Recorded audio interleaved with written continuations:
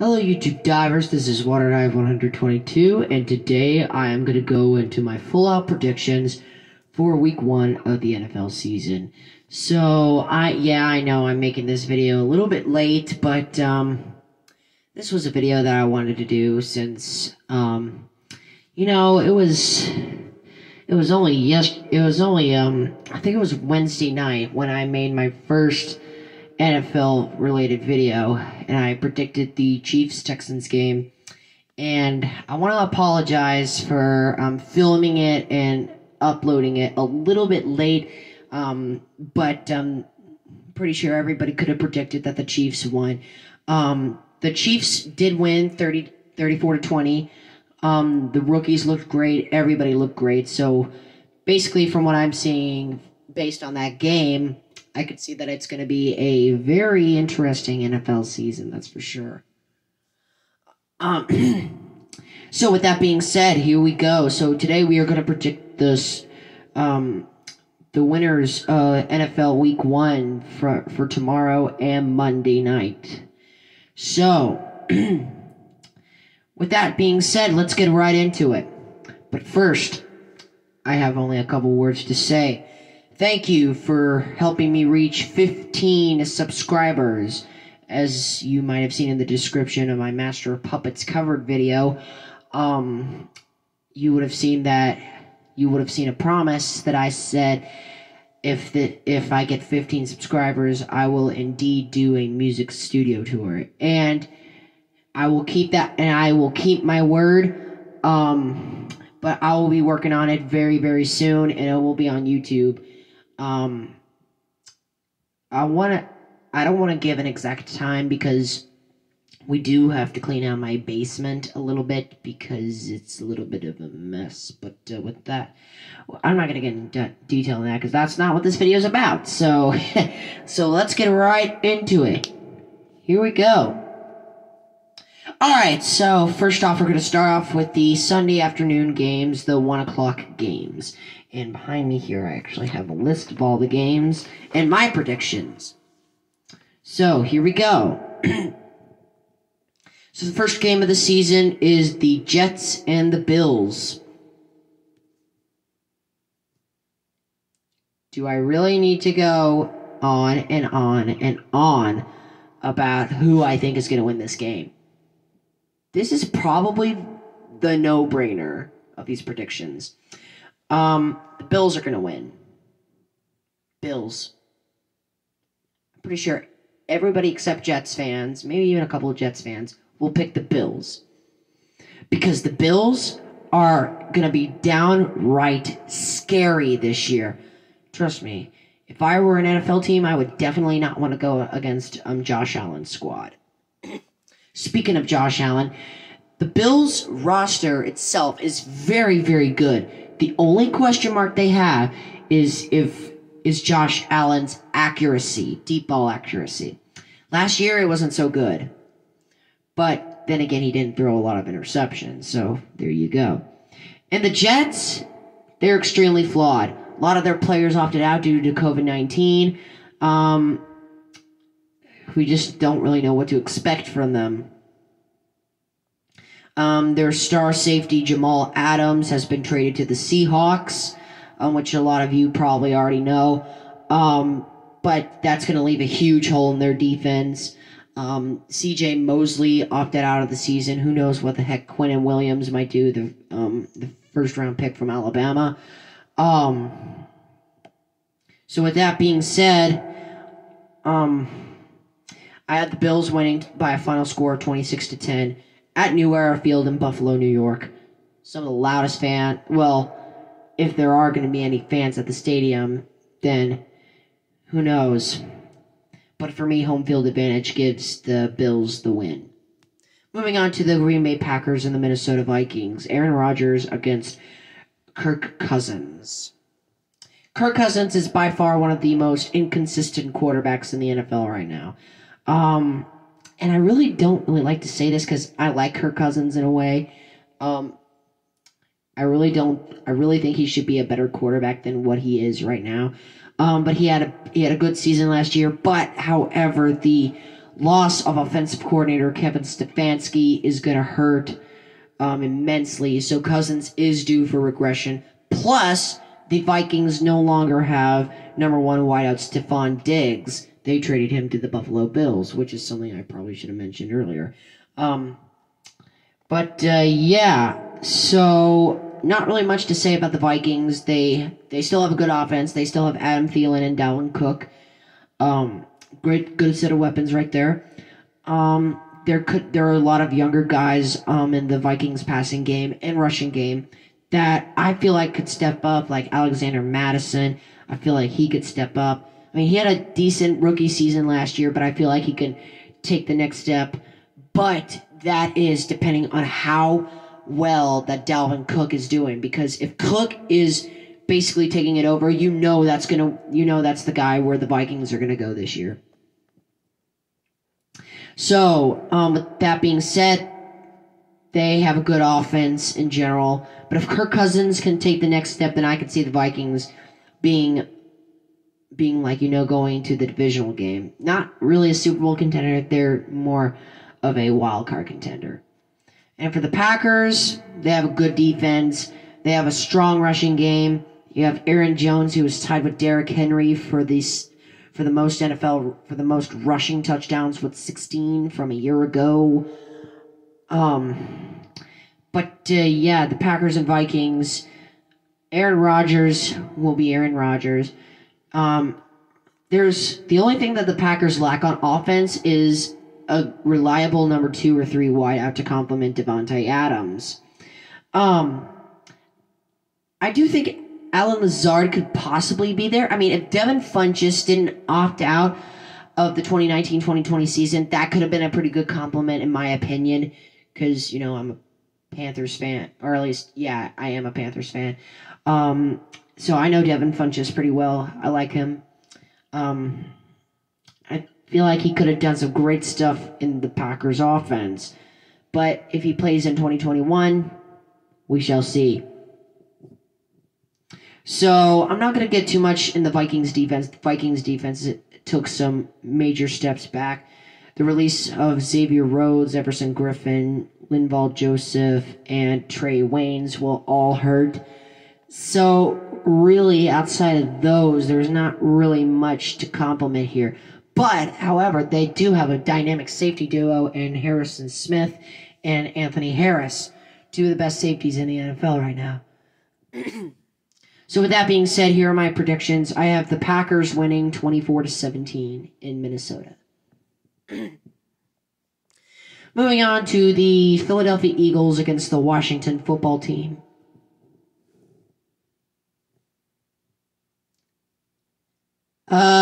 Yeah.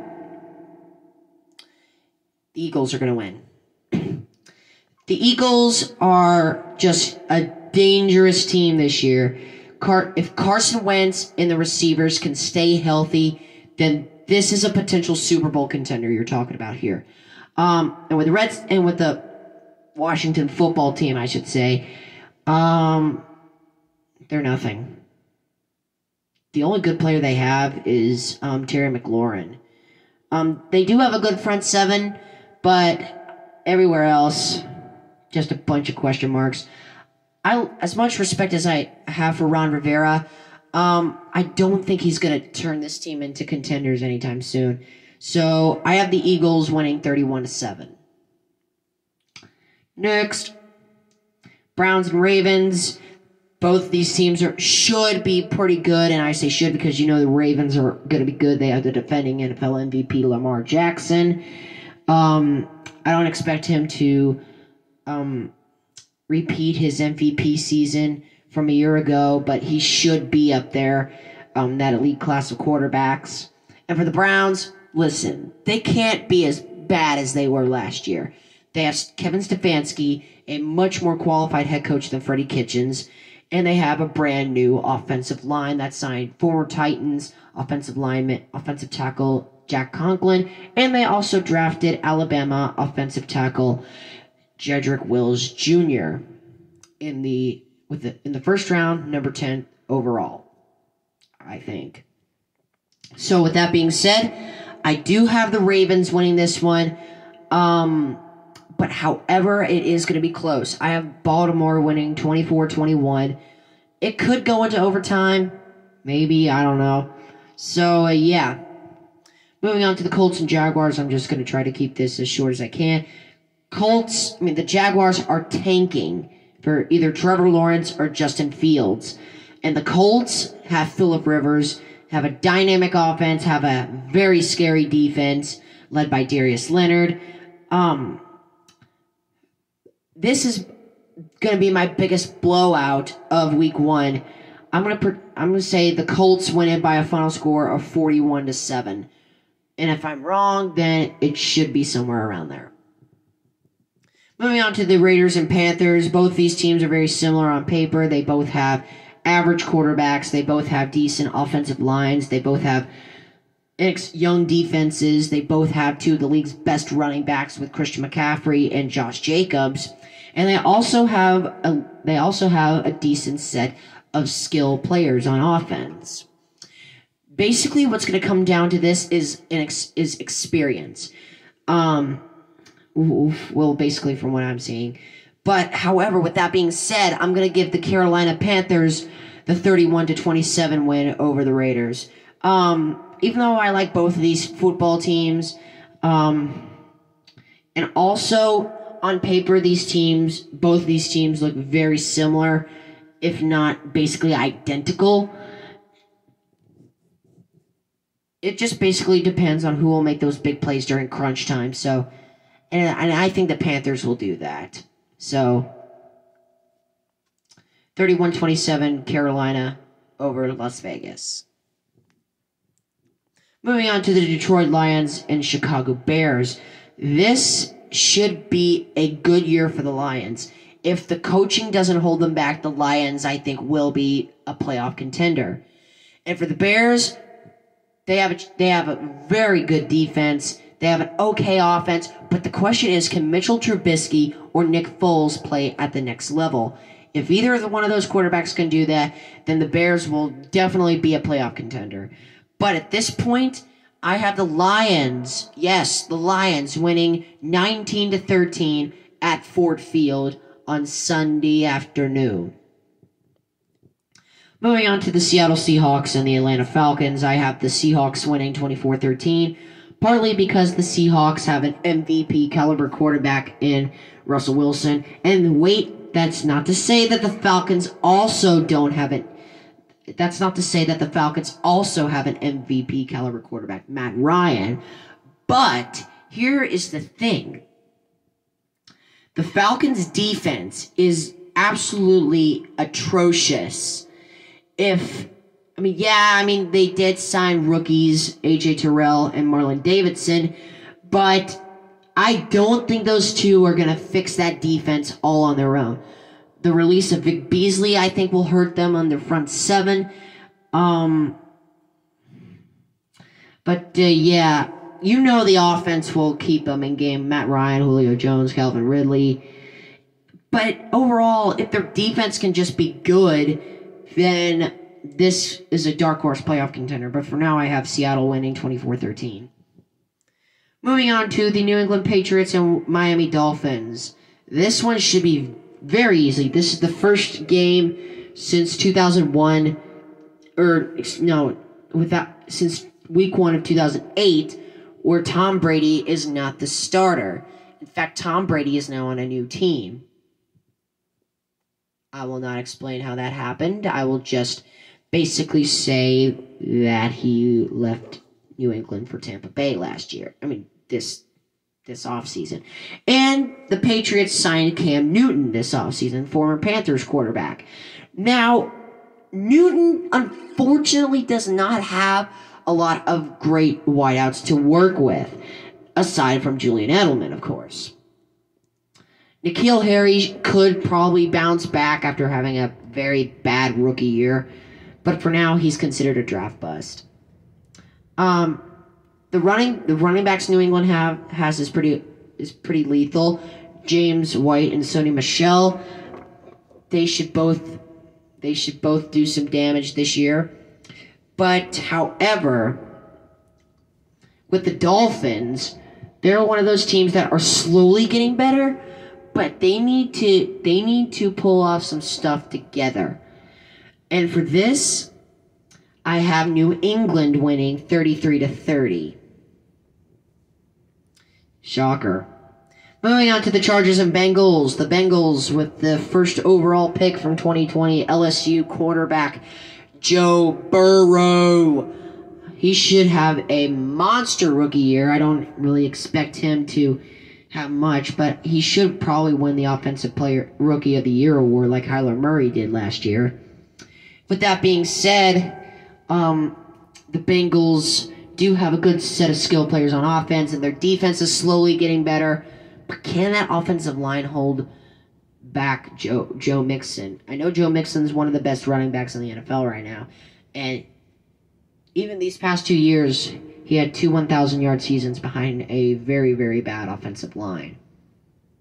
And with the Chargers, they have one of the most talented rosters in the NFL right now, especially on that secondary that they have. Chris Harris, Casey Hayward, and Melvin Ingram on that front seven, as well as Joey Bosa. Derwin James is unfortunately going to be out for the season, I think. But that's not to say that this team will no doubt be dangerous. So I have the Bengals winning 24-19. Just basically who's going to be playing quarterback for the Chargers. Then here's some other scores. I have the 49ers beating the Cardinals 33-21. The Cardinals put up a good fight against the 49ers last year, but who knows. Then I have the Saints and Buccaneers. Both of them are very similar on paper. Both of them have very great quarterbacks, Drew Brees and Tom Brady. I have the Buccaneers winning this one in overtime, 48-45, in a shootout. And then on the Sunday night game, you have the Cowboys and Rams. I have the Cowboys winning 33-26. I could totally be wrong because the Rams do still have a stout defense. But here's the thing. If their offensive line can just protect Jared Goff, then I don't really see the Rams beating the Cowboys this year. And then with that said, here are my Monday night games. I have the Steelers beating the Giants 20-7. And the Titans beating the Broncos 27-20. With the Steelers, they have one of the best defenses in the NFL, and they're going to easily go past that Giants offensive line and probably get to Daniel Jones and Saquon Barkley. But that's also not to say that the Steelers' offense is also very bad, without Ben Roethlisberger, at least, as predicted. Yeah. Overall, this is not going to be an offensive game at all. I feel like the Steelers are just going to be good enough to score like 3 points. But I could totally be wrong. But for now, I have Pittsburgh winning 20-7. And I have the Tennessee Titans beating the Denver Broncos 27-20. The loss, I would probably make the game a little bit more closer if the Broncos still had Von Miller. But Von Miller will not be starting this game.